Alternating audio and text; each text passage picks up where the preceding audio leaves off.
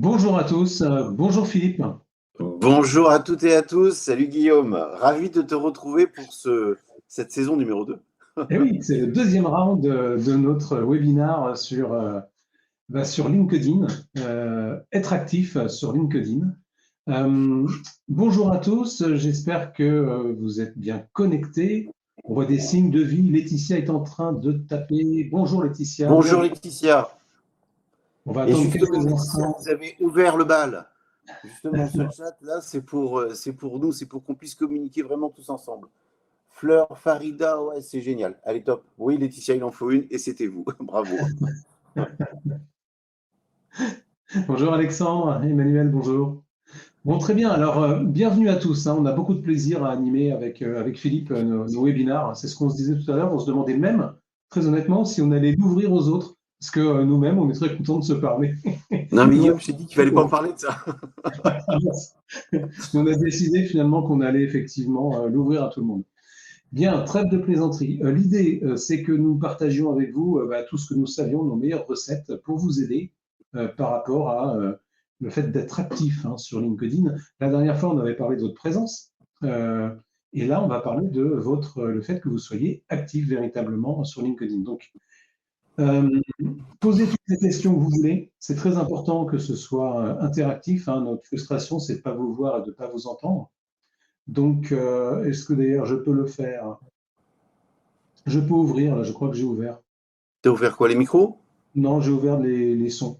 Voilà, comme ça Ah, ok, on va entendre ok. on va entendre les messages tomber. Donc l'idée, c'est que ce soit interactif. L'idée, c'est aussi qu'on ait un peu de plaisir. C'est l'été, donc on est un peu plus léger que d'habitude dans notre façon de présenter, sur des sujets y compris sérieux. L'idée, c'est que vous repartiez de là avec des choses à actionner, des trucs qui vont vous inspirer, que vous aurez envie de mettre en œuvre. Et puis, bien entendu, Philippe comme moi, nous restons à votre disposition pour la suite, hein, si vous aviez des questions, des envies, des débats, l'envie de vous faire accompagner. Nous sommes là. On va peut-être se représenter rapidement parce qu'on a peut-être des nouveaux au sein de ce webinaire. Philippe. Alors, je me présente en quelques secondes. Je suis sur les réseaux sociaux depuis maintenant 12 ans à peu près, et professionnellement par rapport à mon entreprise depuis 7 ans, où j'accompagne des entreprises, j'accompagne des personnes, des professions libérales, que ce soit pour leur notoriété, que ce soit pour recruter, ce qu'on va appeler la marque employeur, ou que ce soit pour des candidats. C'est ce qu'on appelle la marque candidat, et j'enseigne dans différentes écoles pour justement accompagner des personnes à évoluer professionnellement. Voilà, très rapidement. Vous aurez tout sur mon profil, hein, il est à jour. J'espère bien que ton profil LinkedIn est à jour. Alors de mon côté, Guillaume Beck, j'ai plus de 25 ans d'expérience comme DRH dans des environnements internationaux et français. Ma passion, ça a toujours été la gestion des carrières. J'ai toujours considéré que c'était le cœur battant de l'entreprise et des ressources humaines. J'ai donc décidé d'y consacrer la deuxième partie de ma vie professionnelle, tout simplement en créant Job et Mobilité pour mettre à la portée de tous les meilleures techniques pour changer, retrouver un job, réussir sa période d'essai, faire un bilan de compétences réussir une mobilité géographique quand on est conjoint de quelqu'un qui a été muté. Donc, toutes les situations professionnelles qui font une gestion de carrière bien gérée, voilà, réussie. Et les clients de Job et Mobilité sont les entreprises des DRH et aussi les particuliers, puisque nous avons choisi d'ouvrir tout ça aux particuliers. Voilà, je crois qu'on a fait le tour. On va aller dans le vif du sujet, mon cher Philippe. La première question qu'on avait, c'était pourquoi se rendre visible sur LinkedIn finalement? À quoi ça sert? Et on avait parlé la dernière fois aussi des réticences, hein, de certains candidats. On va redire, je pense, des choses qu'on a déjà dit la dernière fois, mais voilà, la pédagogie, Ok. c'est aussi ça. Alors, pour la saison numéro 1, on avait vu ensemble la façon dont on pouvait optimiser son profil de manière à être remarqué, de manière à être bien référencé. Alors, avoir un bon profil, c'est génial. Maintenant, il faut que les gens passent dessus. Il faut que vous soyez connu. Donc, le secret des réseaux sociaux, LinkedIn ou pas, c'est la façon dont vous allez communiquer pour que les gens vous découvrent et viennent sur votre profil. Donc, il est impératif de parler sur le réseau de différentes façons. Ça peut être des likes, des commentaires, des posts, mais en tout cas d'être vivant parce que le principal frein ou le principal ennemi de votre visibilité, c'est le silence, quelle que soit la force de votre profil. Voilà pour le point numéro 1, Guillaume. S'il y a des Oui. questions, bien évidemment. Alors moi, j'ai une réaction par rapport au silence. Oui, C'est amusant parce que nous, quand on accompagne les gens dans leur projet professionnel, on leur explique qu'en entretien, le silence est une force. Donc là, on est sur le contraire, hein. Marquer un silence dans une présentation en entretien de recrutement, par exemple, c'est une force, c'est une des armes que nous utilisons et que nous transmettons à nos candidats. Juste voilà, une réaction par rapport à ça. eh bien, tu sais, Guillaume, je te rejoins également. Sur les réseaux sociaux, le silence est aussi un levier, une force. Mais ce silence devient une force quand il est intercalé entre deux prises de parole. C'est-à-dire que de temps en temps, il faut savoir se taire pour écouter les autres. Et moi, j'ai une phrase, un dicton que j'aime beaucoup. Suis-moi et on te fuit, fuis-moi et on te suit. Donc parfois, le silence est une bonne façon de savoir qui vous écoute. Merci Philippe.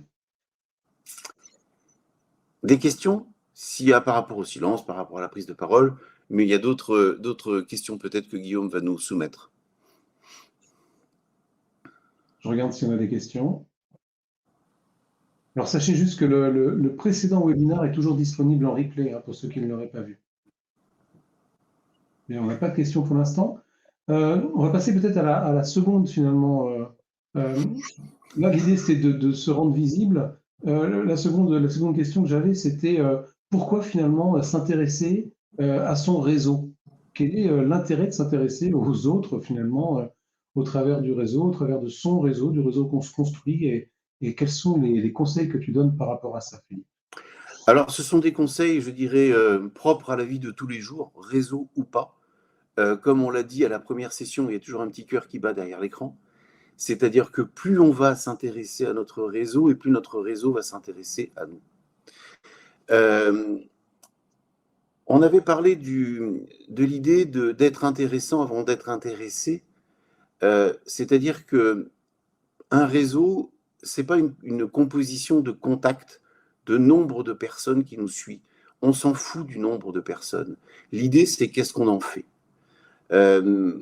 Quand on invite quelqu'un à être en contact ou quand quelqu'un nous invite à être en contact, la première chose à faire quand on invite, c'est d'expliquer, d'envoyer une note avec l'invitation.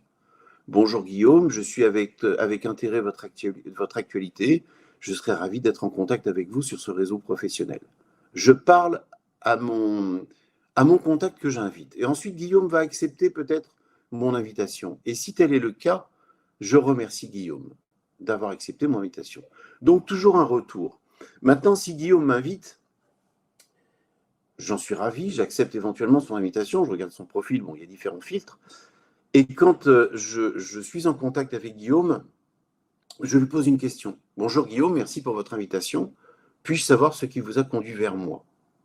L'idée, c'est de toujours créer un lien humain avec la personne avec qui vous êtes en contact. Mais ça ne s'arrête pas là. L'idée également, c'est que quand demain Guillaume va faire un post, comme je suis abonné à lui, l'algorithme de LinkedIn va me proposer son post sur mon fil d'actualité. Si j'oublie mon réseau et si j'oublie de liker et de commenter Guillaume pendant un laps de temps, qui peut être de 15 jours à peu près, l'algorithme ne va plus me montrer l'actualité de Guillaume. Parce que l'algorithme se dit, bon, vous êtes en contact, mais quelque part, ça ne vous intéresse pas, donc je filtre par pertinence ce qui va vous intéresser le mieux, donc j'enlève Guillaume. C'est-à-dire que si Guillaume m'intéresse d'un point de vue professionnel, d'un point de vue personnel, parce qu'il m'apporte des choses, qu'est-ce que je vais faire? Je vais aller le liker, je vais aller le commenter, je vais aller regarder son profil, je vais lui envoyer des messages privés. Tout ce qui va faire que l'algorithme va se dire, bon, il y a un lien entre les deux, donc la prochaine fois que l'un et l'autre va parler sur le réseau, vous allez voir mutuellement leur prise de parole. D'où l'intérêt, Guillaume, pour en venir à ta question, de s'intéresser à notre réseau pour être informé de ce qu'il dit et pour qu'il soit informé de ce que l'on dit. Merci Philippe. Il y a une question qui revient souvent et les gens ne font souvent pas la différence entre liker, commenter, republier. Est-ce que tu peux nous expliquer un peu les Oui, différences et puis l'intérêt que ces trois oui. options ont, notamment parce qu'il y en a Alors, d'autres, hein, mais bon. alors, déjà, ce qu'il faut savoir, c'est la règle des 90%, des 9% et des 1%.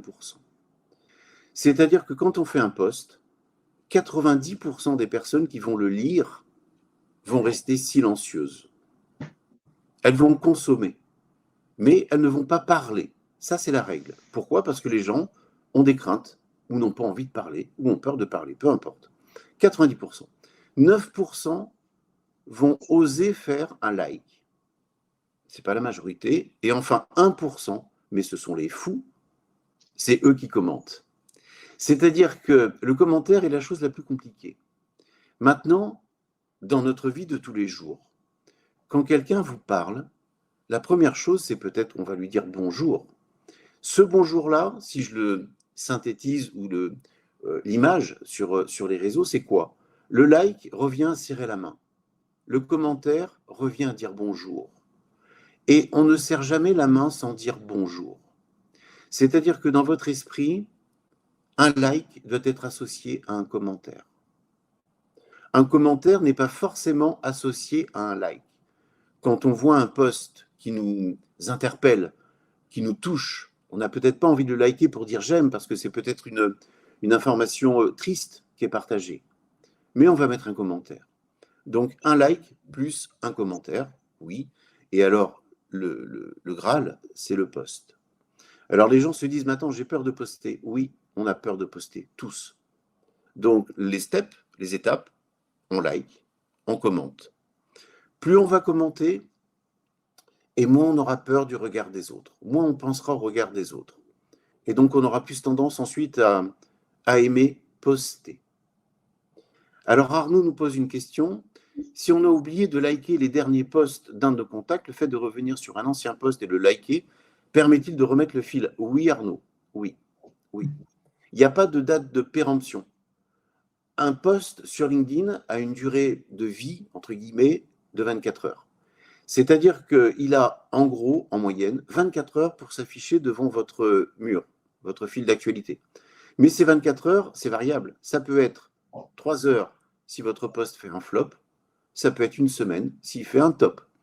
Donc, si on a oublié ou on n'a pas vu un post d'une personne, on le like et on le commente, et l'algorithme prend compte de cette action pour réactiver le chemin entre vous.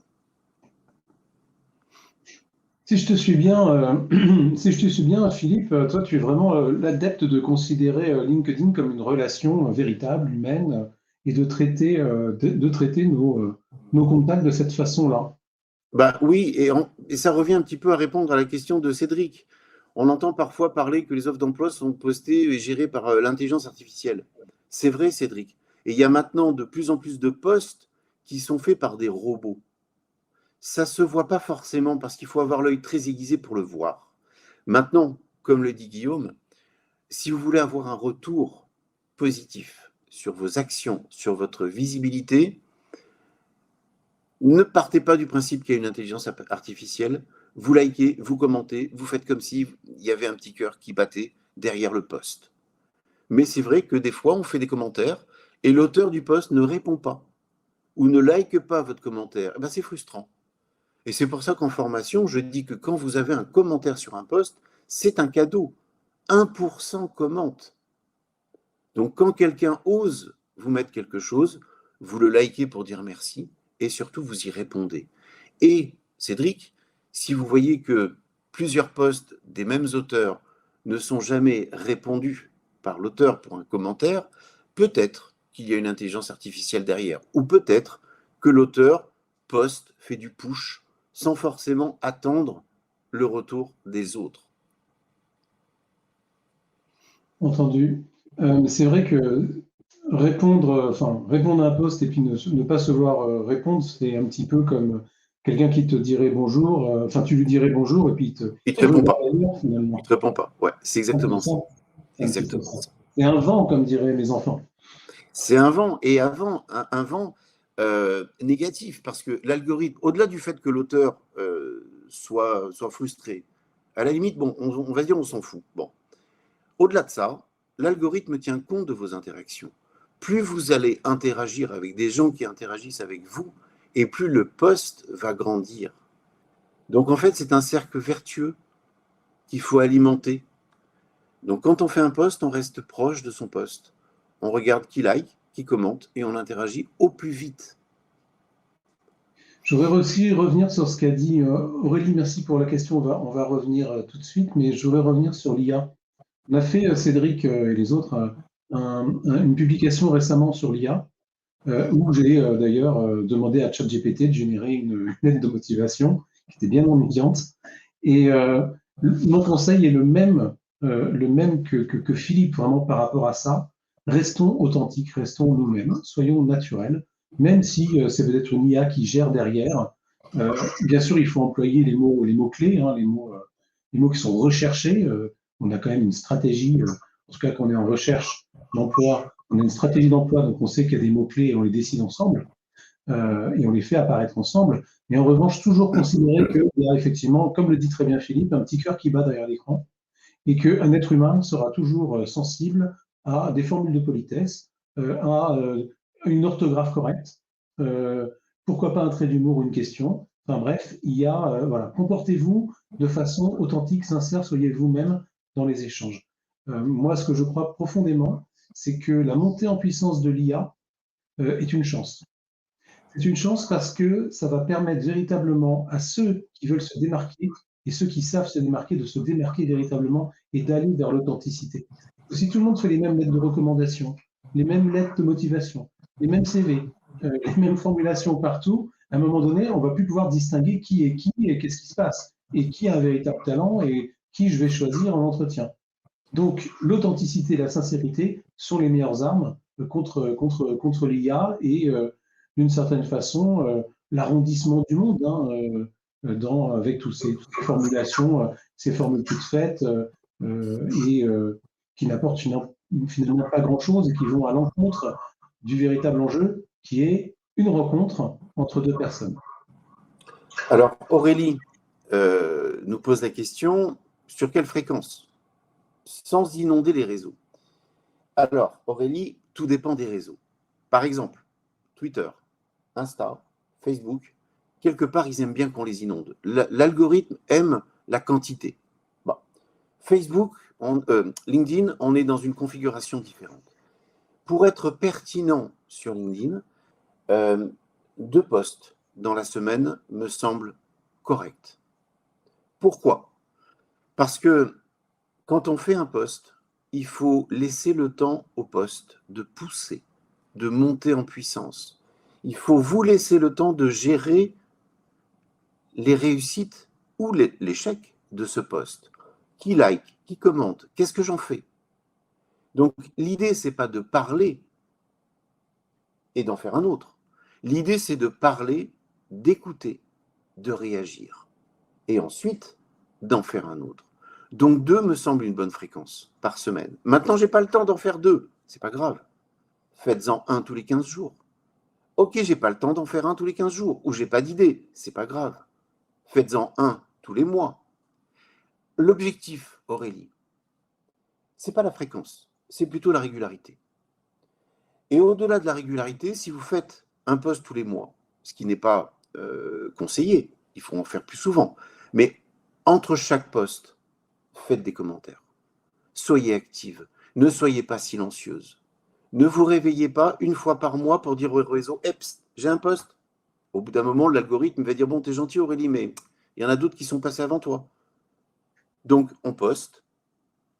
Et entre-temps, avant l'autre post, on like, on commente, on s'intéresse aux autres, on invite, on fait grandir nos relations, on s'intéresse à nos relations, on leur envoie des messages privés. Voilà ce genre de conseils que je peux et qu'on peut vous apporter, Aurélie. Henri nous pose une question. Peut-on demander des conseils ou des ressources dans un poste sur un sujet commun? Guillaume? Alors, Henri, ça dépend du sujet. L'idée pour moi, c'est dans ces cas-là, si on est en demande de ressources, de conseils, c'est de toucher les personnes par rapport à notre situation. C'est de bien travailler ce message. Si Henri, vous êtes, je ne sais pas, je ne connais pas la demande exacte, mais si on trouve une idée, voilà, vous cherchez, vous êtes en train d'écrire un livre sur un sujet et vous aimeriez, eh bien, interviewer des personnes, par exemple. Eh bien, aborder le sujet de façon très directe, très sincère, en disant voilà, j'ai besoin d'aide. Alors là, hop, ça va attirer le regard des gens avec des émoticônes, etc. Puis de dire derrière, j'ai un super projet, voilà le projet, et j'aimerais beaucoup. Donc, mettez de l'émotion. Hein, mettez de l'émotion, j'ai besoin d'aide, j'aimerais faire un projet, etc. J'aimerais beaucoup interviewer les personnes intéressées. Ces sujets-là ne vous interpellent-ils pas? Et là, vous mettez 2 ou 3 idées clés avec des points d'interrogation. Et pour me contacter, c'est ici, etc. Donnez aussi un peu de contenu, c'est-à-dire ne donnez pas que de l'émotion et que quelques idées, mettez aussi du contenu en termes d'intérêt, c'est-à-dire que les personnes qui vont vous lire vont trouver c'est intéressant aussi. C'est-à-dire que vous allez donner pour recevoir. Ça, c'est une formule de Philippe, hein. Donner pour Oui. recevoir, c'est-à-dire que le fait que vous donniez à la fois du contenu, de l'émotion et de la sincérité va faire que votre poste va fonctionner. Donc oui, pour moi, on peut demander des conseils ou des ressources dans un poste, à condition de suivre peut-être ces 3 aspects-là, donc de l'émotionnel, du contenu, et puis un peu raconter une histoire et y aller de façon très sincère. Philippe, je ne sais pas ce que tu en penses. Alors, je suis entièrement d'accord avec toi. Pour compléter ce que tu dis et pour répondre à Henri, il est très fréquent que je réponds à des posts de personnes qui ne connaissent pas forcément le fonctionnement de LinkedIn et qui disent, par exemple, à quoi servent les hashtags. Ou alors, je souhaite intégrer un groupe particulier sur LinkedIn, comment on fait? Alors, moi, je réponds. Je leur donne des conseils, même si je ne suis pas en contact, mais je vois que mon réseau a liké, commenté, donc par ricochet, je vois ce qu'a fait mon réseau, donc je vois le post en question, et donc j'y réponds. Et en fait, c'est la force de ce réseau. La force de ce réseau, c'est de ne pas être seul. Et c'est pour ça que ça s'appelle un réseau social. C'est-à-dire que si vous rencontrez, par exemple, un recruteur qui recherche une compétence, un candidat qui recherche un employeur, aidez-les. Essayez de trouver pour ces personnes des personnes qui pourraient correspondre à leurs attentes. Et ça répond peut-être aux actions, à la demande d'Aurélie. Quelles actions précises pour trouver un job? Plus vous allez vers les autres, et plus ils iront vers vous. C'est-à-dire que si par exemple vous voyez un jour un cabinet de recrutement qui recherche, et vous dites, tiens, je connais quelqu'un, je vous mets en contact avec cette personne. Ou alors en commentaire, vous taguez le nom de la personne en question. Et ben, vous allez voir que ça va augmenter votre crédibilité. Et donc on peut aider les gens à se connecter, tout à fait Laetitia. C'est le but, c'est le but. C'est de créer cette synergie entre nous. Et en fait, ma façon, moi, de faire des formations pour la vente, elle pourrait s'appliquer aussi pour le recrutement. Je ne suis pas recruteur. Mais c'est de dire, je ne cherche pas un travail, mais vous recherchez une compétence. Et vous allez venir vers moi parce que je communique, parce que je vais attirer votre curiosité et vous allez me découvrir. Comme dans la vente, je ne cherche pas à vendre, je cherche à être choisi par rapport à un produit ou un service. Voilà comment je vois à peu près la chose. Et une communication, votre communication sur ce réseau, elle doit avoir du peps. Ce peps-là, alors Guillaume parlait d'authenticité, parlait de... Il faut apprendre quelque chose aux autres, il ne faut pas faire que de l'émotion. Et ce peps-là, je vous le décline en 4 axes. Il faut que votre communication soit pertinente, le P. Il faut qu'elle soit enrichissante, le E. Il faut qu'elle soit plaisante, le deuxième P. C'est-à-dire un post qui fait par exemple 50 lignes. S'il n'y a pas de saut de ligne, s'il n'y a pas d'emoji, s'il n'y a pas des choses qui donnent envie de le lire, on n'ira pas jusqu'à la fin. Et enfin le S de stratégique.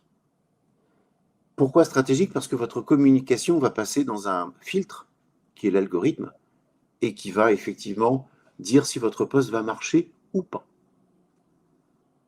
Merci beaucoup, Philippe. Donc, c'est le PEPS. Le PEPS, exactement. Super comme truc. Aurélie, oui, des actions précises pour trouver un job. Alors, tout d'abord, pour trouver un job, Aurélie, il faut avoir un projet professionnel. Ce projet professionnel, il doit être extrêmement précis et être compréhensible par un enfant de 8 ans et dit en quelques minutes, en 20 secondes en fait. Ensuite, on travaille des pitchs courts, moyens, longs, etc. Sur LinkedIn, l'idée, c'est de faire part de votre offre, comme le disait justement Philippe, en utilisant les mots-clés qui seront recherchés par les recruteurs qui ont des abonnements spécifiques ou les intelligences artificielles, etc.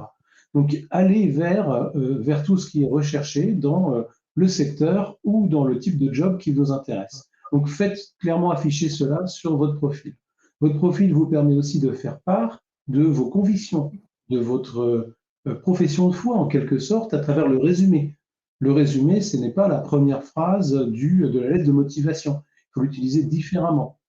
De la même façon, le LinkedIn ne doit pas être forcément le reflet exact de votre CV. Vous pouvez l'orienter très différent dans les expériences, toujours de manière à mettre en avant ce qui va servir votre projet professionnel. Mais la base, c'est le projet professionnel. Et ensuite, votre page, comme on l'avait expliqué lors du précédent webinaire, votre page, en fait, c'est une page Internet, c'est votre page Internet, c'est votre site à vous, finalement. Vous pouvez le considérer comme cela. Ensuite, ça, ce sont les actions qui vous concernent, vous, sur votre page à vous, votre profil. Vous avez d'autres actions à faire qui sont liées au réseau, les invitations que vous allez faire, au fait de réagir avec certaines personnes, au fait de vous abonner à certains groupes, je pense que Philippe va y revenir, et puis de poster, d'interagir. Mais également d'aller chercher des professionnels qui vous intéressent, d'aller approcher quelqu'un qui vous inspire, que vous trouvez intéressant, et pas pour lui dire je cherche un job, surtout ne pas employer ce genre de terme, mais aller lui demander des conseils, le cibler, lui dire voilà, j'ai vu votre profil, je suis très intéressé par votre entreprise ou par vous-même, est-ce que vous accepteriez de me donner des conseils ou est-ce que vous accepteriez de répondre à quelques questions? Et cette stratégie fonctionne très bien. Il y a beaucoup de gens qui répondent quand on leur pose des questions. On demande, voilà, est-ce que vous auriez 20 minutes pour répondre à mes questions? Je m'intéresse à votre métier. La plupart des gens répondent oui. Donc, c'est comme ça, Aurélie, qu'on va utiliser LinkedIn pour aboutir à un job. Ce n'est pas directement. C'est beaucoup indirectement, en menant l'enquête, en se faisant connaître, en allant vers les autres, en posant des questions. Sauf quand, effectivement, on utilise LinkedIn pour les annonces qui sont publiées. Et là, effectivement, on répond beaucoup plus directement parce qu'il y a une demande de l'autre côté. Pour ou contre le open to work? Oh là là, un grand débat, Laetitia. Philippe, tu commences pas à répondre parce que moi je suis très franc. C'est gentil, c'est gentil. Alors, Laetitia, il y a deux écoles. Personne n'a raison, chacun a sa vérité. Les deux écoles, c'est quoi? Ouais, attends, si tu mets open to work, tu vas montrer que tu cherches un job, c'est pas vendeur. C'est pas vendeur. Il vaut mieux recruter quelqu'un qui est encore en poste. Ok, ça se tient. Bon. Maintenant, tu mets pas open to work. Ok. Maintenant, si le recruteur est pressé et il se dit, tiens, j'ai un client qui a besoin rapidement d'une compétence, je vais faire un tri par rapport à toutes celles et ceux qui ont mis open to work. Alors, il y a deux façons de le mettre, le logo open to work sur votre profil. Il y a la façon visible par tous, c'est-à-dire qu'on va sur votre profil et on va voir le logo open to work sur votre photo. Ok.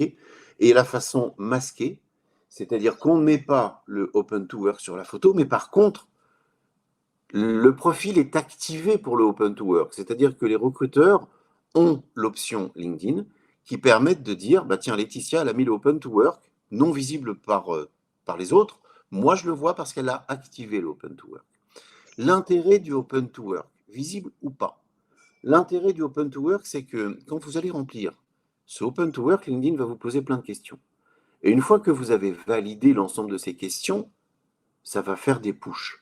Ça va envoyer votre candidature avec les mots-clés à tous les recruteurs qui ont mis des alertes sur ces mots-clés. Donc, vous gagnez en rapidité et en efficacité par rapport à votre recherche d'emploi. Merci Philippe. Alors moi, je suis complètement contre le badge Open to Work affiché sur LinkedIn parce qu'on ne va pas vous chercher parce que vous cherchez. Donc pour moi, ça ne sert absolument à rien. Je trouve même que c'est contre-productif, voire un peu bas de gamme. Donc je suis assez tranché sur ce sujet-là, depuis longtemps d'ailleurs. Vous allez être intéressant ou attractif parce que votre profil est intéressant et attractif. Et si quelqu'un vous cherche, il va vous trouver. Il y a tous les moyens pour le faire. Et si votre profil est correctement fabriqué, on vous trouvera sur le job qui est fait pour vous. Et voilà, ça c'est le premier point. Et j'ajoute que on trouve par le réseau parce qu'on est actif sur les réseaux, pas parce qu'on est passif, que ce soit sur LinkedIn ou dans le réseau physique. Donc, ce badge, je suis personnellement contre. En revanche, effectivement, apparaître comme ouvert à des discussions à l'intérieur des options que présente LinkedIn, je suis absolument pour, évidemment. Faire connaître aux recruteurs, chasseurs de tête, que l'on est en recherche, sauf si ça nous met en indélicatesse éventuelle avec notre employeur parce qu'on sait qu'ils ont un abonnement, eh bien oui, oui, il faut le faire, absolument. En ce qui concerne l'utilisation toujours d'Open to Work, je suis plus mesuré lorsqu'il s'agit de profils étudiants, par exemple, lorsqu'il s'agit de débutants, lorsqu'il s'agit d'un certain nombre de profils. Mais pour les profils cadres, qui sont l'énorme majorité des personnes que nous accompagnons, j'y suis opposé. Alors, moi, c'est le round entre Guillaume et moi. Moi, j'ai testé avec des étudiants, donc des étudiants en exécutive, donc dans des écoles pour des personnes qui sont en poste mais qui veulent trouver autre chose, des personnes de 40-50 ans. Il y a une personne qui avait vraiment des difficultés à trouver, avec un CV extraordinaire, un profil extraordinaire. Et on a testé le Open to Work visible, le logo visible. En une semaine, cette personne a été contactée par 6 cabinets de recrutement et a trouvé un job. Ce n'est pas une majorité, c'est un cas parmi d'autres, mais ça permet justement de montrer entre Guillaume et moi que personne n'a tort, personne n'a raison. Je pense qu'il faut tester, il faut voir. Arnaud, oui, on va couper votre participation pour qu'on voit pas l'Open to Work. Merci pour cet humour. Bien. Comment on peut oser prendre l'initiative, Philippe, parce que tu disais tout à l'heure, le premier pas, c'est quand même le plus difficile, quoi. Donc, pour ceux qui n'osent pas trop y aller ou qui se disent, moi, je vais être ridicule ou j'ose pas trop, enfin, comment tu conseilles d'aller à la rencontre d'autres personnes sur le réseau? Alors, première étape, on sort de chez soi quand on est bien coiffé, bien habillé. C'est-à-dire que votre profil déjà doit être au top. Ok, première étape, saison 1. Ok. Et ensuite, si j'ai peur de parler, quand je suis invité dans des réunions et que je n'ose pas prendre la parole, je commence step by step, comme je l'ai dit tout à l'heure. Je commence à regarder mon réseau. Je ne parle pas, je ne like pas, je ne commente pas. Je vais voir les profils des personnes intéressantes. Je vais suivre des pages d'entreprises qui m'intéressent. Première étape. Deuxième étape, laps de temps à définir selon vous, entre les deux étapes, c'est je like. Je like. 9% osent liker, donc déjà c'était un premier pas. C'est plutôt anonyme le like. Beaucoup de personnes font des likes parce que voilà, c'est plus simple. Ok. Troisième étape, maintenant que j'ai liké, j'ose commenter. Oui, mais je ne sais pas quoi dire. Ça paraît stupide. Je ne vais pas me félicitations, bravo, merci. Eh ben non, c'est pas stupide. Bien sûr que c'est bateau de dire merci, bravo, félicitations. Oui, c'est bateau. Mais c'est peut-être la première barque qui va vous permettre de prendre le vrai bateau. Donc commencez par merci, commencez par bonjour, commencez par merci Guillaume pour ce poste, très intéressant. Vous allez dire, attends, c'est quoi ma valeur ajoutée? Mais c'est pas grave. Guillaume sera super content d'avoir ce commentaire. Parce que personne ne commente. Donc ça, c'est la première étape. C'est la première étape des commentaires. Et comme je l'ai dit, plus vous allez commenter, plus vous allez vous rendre compte que vos commentaires sont appréciés, et plus vous allez oser partager vos émotions, vos recherches, vos coups de cœur, peu importe, et vous allez poster. Le post est pas une phase obligatoire, mais c'est comme si aujourd'hui je vous dis, bah attends, je suis recruteur, je vais t'apprendre à faire un super CV. Allez, super, on fait un CV. Ok, maintenant je vais t'apprendre à poster ton CV ou à le mailer. Allez, superbe. Et vous dites, non, mais attends, c'est bon, mais je vais pas aux entretiens. Ah non, j'ai peur des entretiens. Ouais, mais tu peux pas. Si tu fais un bon CV et que tu l'envoies, ben, quelque part, il faut t'attendre à une rencontre physique.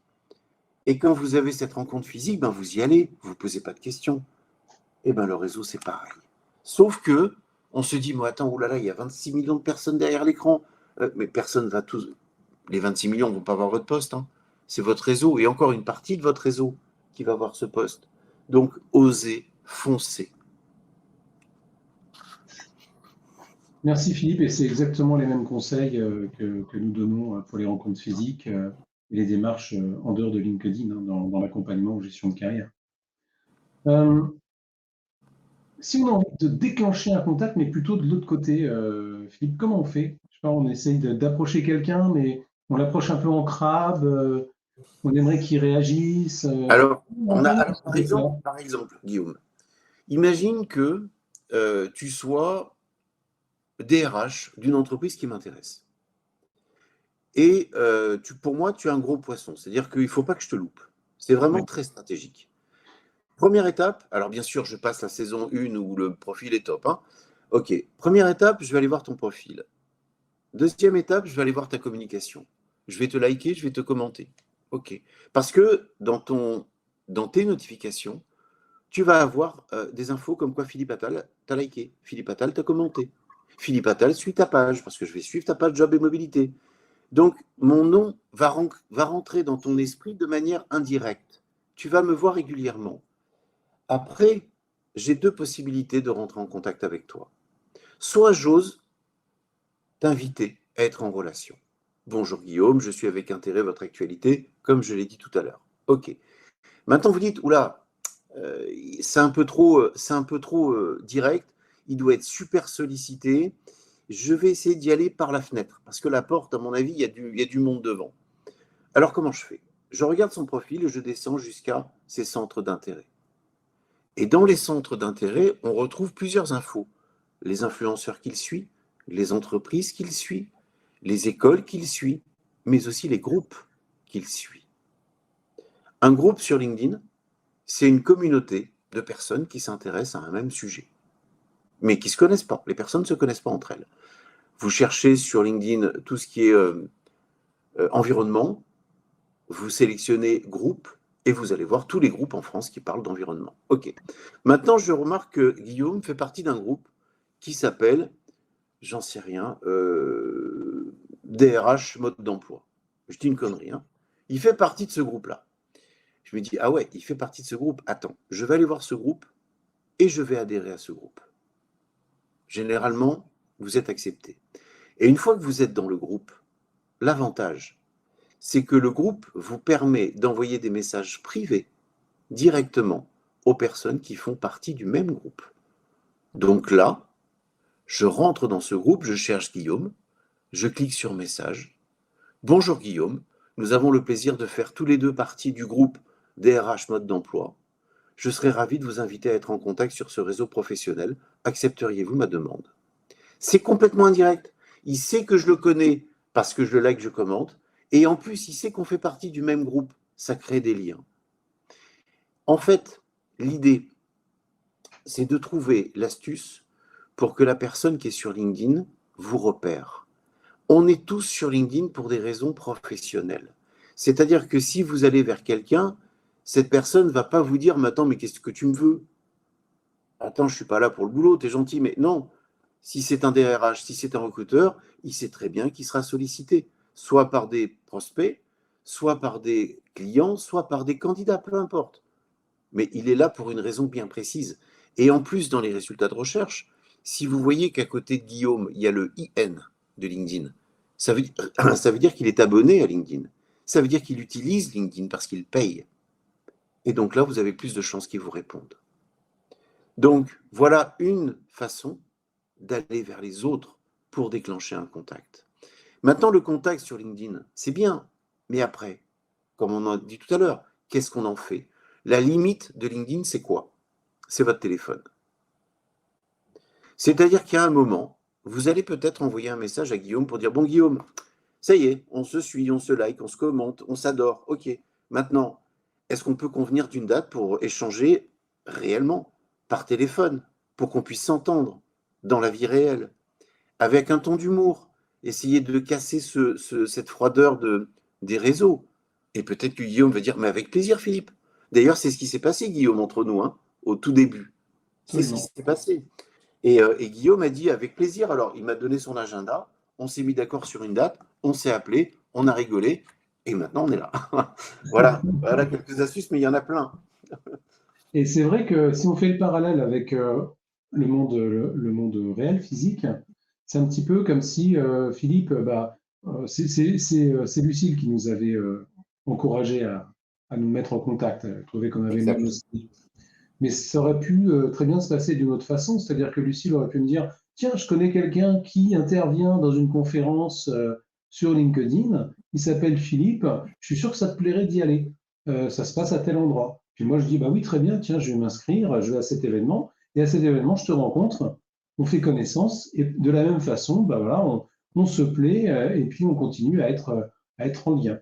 C'est un petit peu l'équivalent finalement. Exact, exact. Alors, Marie-Noël rebondit par rapport au logo IN. Y a-t-il un Ah, intérêt à prendre un abonnement? Bien sûr qu'il y a un intérêt, Marie-Noël, bien sûr. C'est pas payant pour rien. Il y a un intérêt. Maintenant, avant de parler de l'intérêt, moi, je vous invite à d'abord utiliser à fond la version gratuite.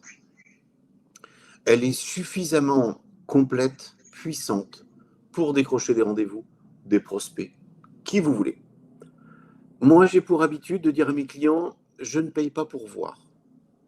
D'abord, je teste, je forme mes équipes. Je regarde qui est accroché à LinkedIn, qui aime bien LinkedIn, qui s'en occupe bien. Il y a une stratégie, il y a une ligne éditoriale, jusqu'au moment où votre utilisation de la version basique va arriver à son point optimal. Vous avez fait plus de 50 invitations, vous voulez envoyer des emails à quelqu'un avec qui vous n'êtes pas en contact, bref, vous sentez que vous plafonnez. Vous avez un limiteur de vitesse, le basique. Donc, qu'est-ce que vous faites? Vous prenez un abonnement. Et là, vous aurez toutes les personnes qui ont visité votre profil sans limitation. Et là, vous pourrez faire des recherches sur LinkedIn sans limitation. Et là, vous pourrez inviter des personnes qui sont très éloignées de vous en niveau sans limitation. Donc, oui, il y a un intérêt, mais avant, il faut savoir investir sur le gratuit. J'espère avoir répondu, Marie-Noël. Je vais ajouter des choses. Oui, Karine, eh bien, merci d'être venue. Merci, Vous Karine. pouvez trouver le replay et vous allez le recevoir après le webinaire. Vous le recevrez automatiquement. Je reviens sur Premium. Pour la plupart des gens qui sont en recherche d'emploi, donc dans mon domaine d'activité, hein, je ne parle pas des autres types de domaines, le Premium ne sert à rien tant qu'on n'est pas arrivé effectivement à un certain niveau d'usage. Ça ne vous donne pas plus de visibilité, ça ne permet pas plus de choses. C'est votre usage à vous qui va faire que vous allez avoir plus d'impact avec LinkedIn. Donc, je suis complètement l'avis de Philippe par rapport à la recherche d'emploi. La formule basique suffit très largement.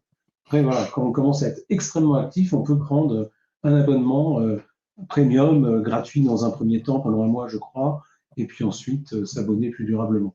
Mais au début, ça ne sert à rien. Apparemment, Philippe, tu as réussi à combler Marie-Noël de tes réponses. Eh ben, j'en suis ravi, Marie-Noël. On se retrouve sur le réseau, sur LinkedIn. À bientôt et bon Oui, week-end. on attend l'invitation.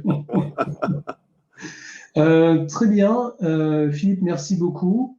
On va passer peut-être à la séance questions, à moins que toi, tu aies en tête des choses que tu aurais souhaité aborder. Oui, oui. Alors, être actif, on a compris comment. On a compris, enfin, on a compris comment. On a compris pourquoi. Le plus important, c'est également le comment. Le comment. Faire un post, il suffit pas de parler. Il suffit pas de parler. Comme je le dis avec la formule PEPS, il faut que votre communication soit stratégique. C'est-à-dire que vous devez, à l'intérieur de votre post, utiliser les ingrédients, le sel et le poivre, qu'il faut utiliser pour que l'algorithme puisse goûter à votre post. Et ces ingrédients obligatoires, c'est quoi? C'est d'une part une phrase d'accroche, 2-3 lignes d'accroche, parce que vous avez peut-être remarqué quand on voit son fil d'actualité, on voit 2-3 lignes et ensuite c'est marqué voir plus. Plus vous aurez des personnes qui vont cliquer sur voir plus, plus l'algorithme va se dire tiens, ce post est intéressant et donc va le booster. Donc 2 phrases d'accroche pour donner envie au lecteur de cliquer sur voir plus. Après, à l'intérieur de ce voir plus, bien sûr, le fond de votre communication. Autre ingrédient, les hashtags, les mots-clés. Sans rentrer dans le détail des hashtags, sur LinkedIn, minimum 3 hashtags, maximum 5 hashtags. Et avant de les utiliser, vérifiez leur pertinence sur le moteur de recherche. Si par exemple, vous voulez utiliser le hashtag, j'en sais rien moi, je kiffe mon job, vous mettez sur la barre de recherche hashtag je kiffe mon job, vous allez avoir la bibliothèque de tous les posts qui contiennent cette balise, ce hashtag, et vous allez surtout prendre connaissance du nombre d'abonnés à un hashtag. Un abonné, c'est quelqu'un qui suit ce hashtag de manière à être informé. Dès que quelqu'un va l'utiliser dans le monde, dans un post, vous allez le voir sur votre fil d'actualité. Donc c'est très important au préalable de vérifier la pertinence des hashtags par rapport à un nombre d'abonnés. S'il y a 3 abonnés dans le monde sur un hashtag, vous allez dire, bon attends, je ne vais pas taper bien loin. Par contre, si vous avez un hashtag du type environnement où il peut y avoir, j'en sais rien, 150 000 abonnés, vous dites, ouais, là, c'est pas mal. Hashtag recrutement, hashtag alternance, hashtag alternant, vous cherchez tout. Hashtag comptabilité, etc. En fonction des hashtags que vous allez référencer, votre post aura une puissance différente. Minimum 3, maximum 5. Les hashtags, quand ils sont bien choisis, boostent de 40% les engagements, les likes, les commentaires. Donc, il faut les utiliser. Autre ingrédient, les emojis. On a fait une étude sur 4 millions de posts qui ont été publiés l'année dernière en France. Quand on met des emojis, alors pas n'importe lesquels, hein, on fait des emojis professionnels, on n'en met pas non plus à toutes les sauces, peut-être un par paragraphe ou un par idée dans votre post. Les emojis boostent de 76% les engagements de votre post. Pourquoi ? Parce que quand j'ai sur mon fil d'actualité des posts avec du visuel, je reste plus longtemps et j'ai plus tendance à le lire. Et donc l'algorithme va augmenter votre visibilité. Cet algorithme-là va faire cette étude de marché pendant 90 minutes. C'est-à-dire que quand vous allez prendre la parole sur le réseau avec un post, vous savez que quand vous allez cliquer sur publier, 90 minutes est le temps que l'algorithme va prendre pour analyser combien de personnes sont restées sur votre post avant de le scroller, avant de passer au suivant. Combien de personnes ont cliqué sur voir plus? Combien de personnes sont restées à liker, commenter, partager? 90 minutes. Et si ces 90 minutes sont positives, l'algorithme qui a posté, qui a affiché votre post dans un premier temps à un échantillon représentatif de vos abonnés, il ne va pas arroser tous vos abonnés, hein, c'est 10% de vos abonnés. Ensuite, il va augmenter cette proportion pour toucher un public plus large. Voilà comment booster, en quelques mots, votre communication. Il y a un moment particulier, Philippe, pour envoyer un post? Oui, ce moment-là, alors déjà le jour. Tous les jours sont bons. Donc déjà, enlevez-vous cette contrainte de dire, attends, est-ce que je poste mardi, jeudi, vendredi? Non, tous les jours sont bons. Par contre, ça dépend de votre communication. Vous voulez faire un post très stratégique, très professionnel? Pas le vendredi. Les gens n'ont pas envie de... Ça y est, ils sont en relâchement. Donc le vendredi, on va plutôt poster quelque chose d'un peu plus léger. Le lundi, les gens, ils rentrent de week-end, ils n'ont pas forcément envie de bosser. On ne va pas faire un post hyper stratégique. On va faire un post un peu plus punchy pour donner la patate le lundi. Mais sinon, tous les jours sont bons. Vous voulez toucher des patrons d'entreprise? C'est le dimanche. Mais par contre, le dimanche, attention, s'il fait beau, il ne va pas être devant son LinkedIn en journée, il va être le soir. Et là, après, on va parler des horaires. Ne postez pas à 23h30. Si vous faites de l'insomnie, je vous en prie, personne ne va lire, à part les Américains peut-être, mais personne ne va lire. Donc, postez à des horaires où votre public peut être dispo.